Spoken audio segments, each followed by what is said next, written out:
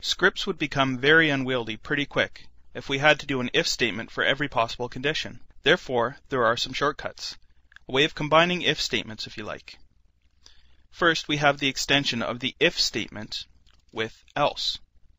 In English, the statement would be, if this, then execute this, or else execute this. So if your conditional statement is true, it will execute the first line of code.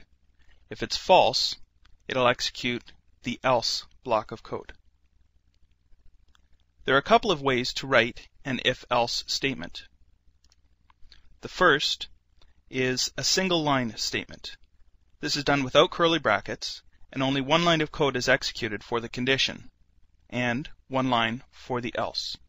If you want to execute multiple lines of code, you need to enclose the if and else code results within curly brackets, as we have in example 2 here. It's actually good practice to always enclose conditional results within curly brackets to make your code easily readable. As well as the if-else statement, there is the else-if statement. This is like combining multiple if statements within one. You can have an unlimited number of else-if statements off of one if statement. The spoken translation would be, if this is true, then execute this, or else, if this is true, execute this, or else, if this is true, execute this, or else, execute this if it's false.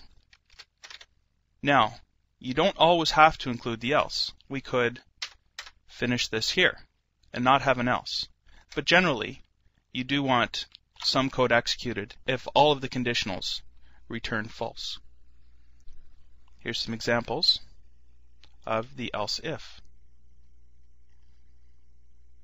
If that's true, return this, or else, if this is true, return this, or else, return this. Using all these different if statements, you suddenly have control over what parts of your script are executed.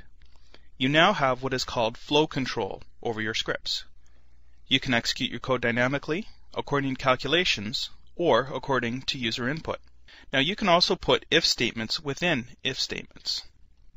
This is called nesting. Nesting is used mostly within looping, which we're coming to, but is a general term to cover conditional statements within conditional statements, as we have in this example. This is also a good example of why we use tabbing to make the code look neater.